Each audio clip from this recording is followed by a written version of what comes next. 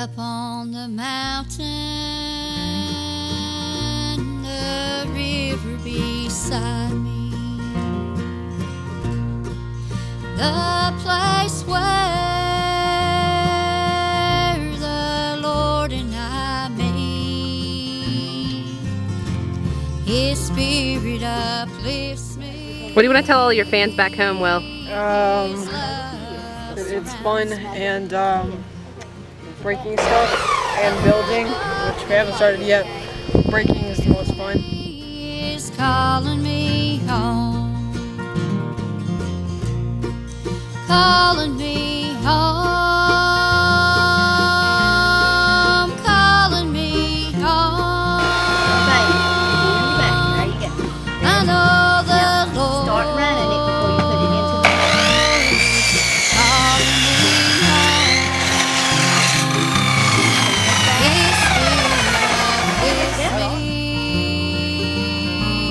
His love surrounds me.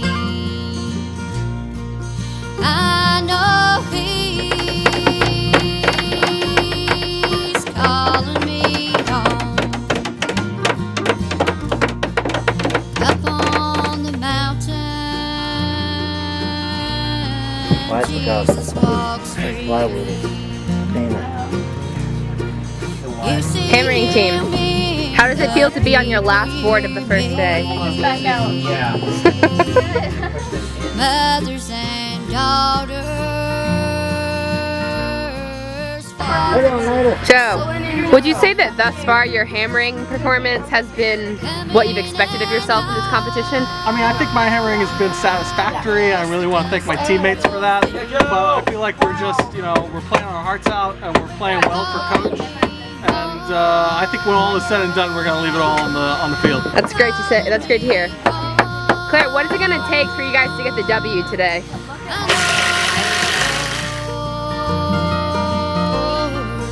Calling me home.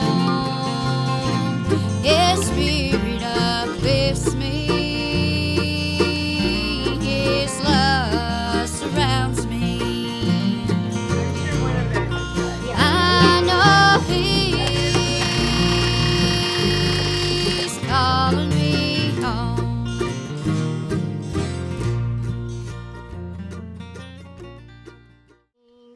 In pity and love, He took me under His wings. Oh yes, I'm a child of the King. His royal blood now flows through my veins. And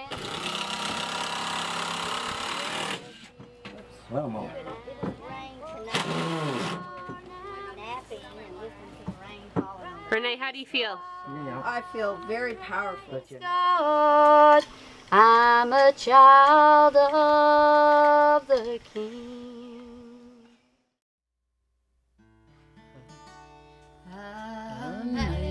Amazing grace. Matthew, what did you just figure out? What is that? My impression of Grace. Do it again.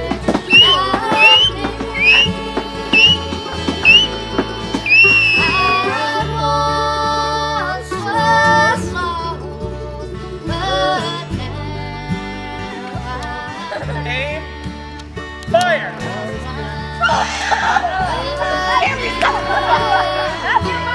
I move the ranks forward. 2 paces. Doesn't matter. Like you're dead. All right. Ready? Aim, fire!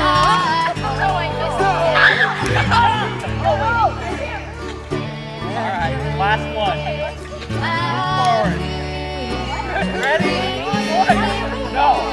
Aim, fire!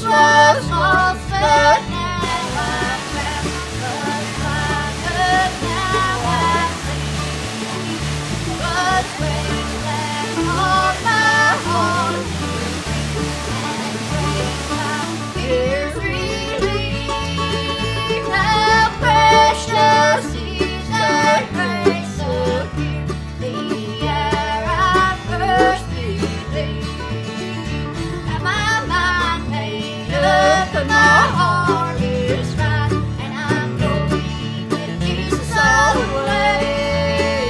Got my mind made up, and my heart is right, and I'm going with Jesus all the way.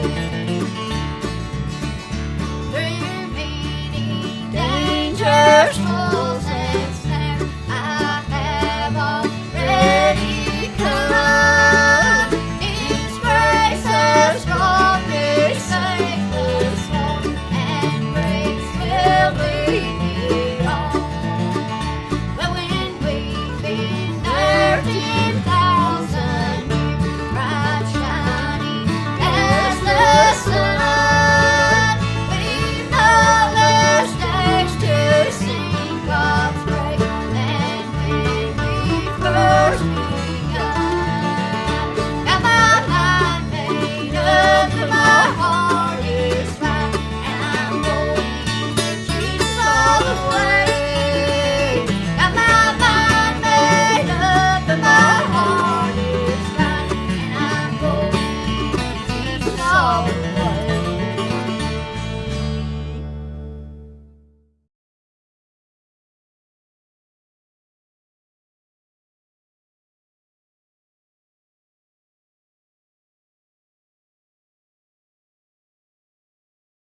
There's something about the word mission trip that to me suggests like, oh, these people with a bunch of privilege are going to come in and save or, you know, really use their better lives to help out these poor, unfortunate other people, and then they're going to leave. But I think immersion, especially somewhere as culturally rich as this place, as Appalachia, as Southwestern Virginia, to immerse ourselves in what it means to be alive here, to be doing ministry here, really I think to me suggests that we are here to be transformed. And as Grace, I think this is a Grace House phrase, to work alongside and work with, not work for. I would say certainly these kids and myself and the other adult leaders were transformed a lot more by our experience here than we, you know, could have ever possibly imagined to give back. And we are, as all of God's children, on equal footing, just walking together in this experience. My favorite part was probably hanging out with all my friends at the campsite. Did you make new friends too? Millions. Well, what was your favorite part of the trip? My favorite part was finishing the deck, because it felt really accomplished and happy that Miss Betty Sue had a new deck. About being here. My favorite part about being here was learning about the culture and being like in such a beautiful place and learning about how to make porch and stuff. My favorite part of the trip was just collaborating with everyone and making everyone that was present more or happier, and just having everyone enjoy what we were doing, building the porch for Miss Betty, and seeing her reaction at the end. Probably getting to know Miss Betty Sue more and learning about like her childhood and how much this community has changed and stuff since then. My favorite part was when we finished the whole porch, because it felt really nice to finish something, and I hadn't done this before, so it was really fun. A powerful part of the trip, I think probably the most powerful part of the trip for me, was at one point, I can't remember if it was the first or the second day, probably the second day when the kids were feeling a little more comfortable, where at one point they were all together on the porch, working together, helping each other figure out what to do, instructing each other how to use tools. They had really come together as a team, and we didn't have to do a thing but sit back and watch it unfold, and that was amazing. Well, one of my favorite parts was when Deacon Preston Mitchell came and talked to us about the history of the area.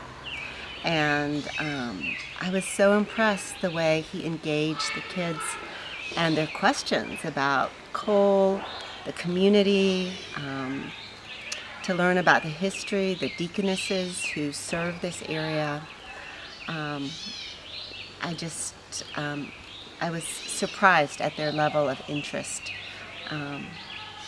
and the way they connected the history of the area to their experience serving. Miss Betty Sue.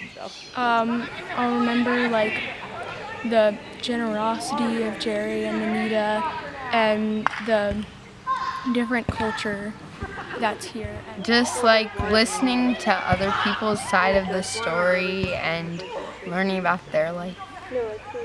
That I have a very privileged life, and that not everybody gets to live the life that I have. And I should be grateful for what I have.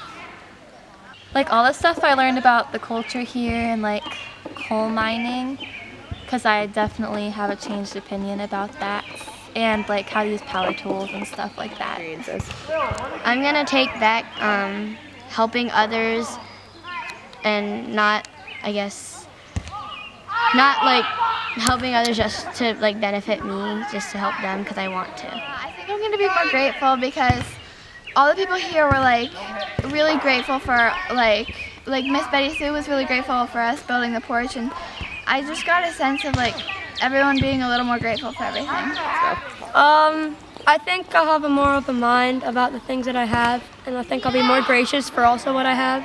And I also took back a piece of wood from the porch to remember it. To be a lot more thankful for what I have, because I saw how like different it is here. So. I saw God in Jerry and Anita, and also in the chaperones and leaders, because they were so helpful and generous with their time and everything. Just like Jerry and Anita, like being patient with us as we like learned how to do things. But it was really fun and just cool that Jerry could lead the project so much, and that Miss Betty Sue was just so grateful and joyful to see us. I saw God in Jerry because he was just so hardworking, and he just kept on going even though he has health problems. I saw God, I feel like, everywhere because this is like a really cool place, and all the people here are really nice. So yeah. In this trip, I saw God in Miss Betty Sue because she was always like very happy, and she was probably happier than any of us. And I mean, I think she probably had a lot less than all of us.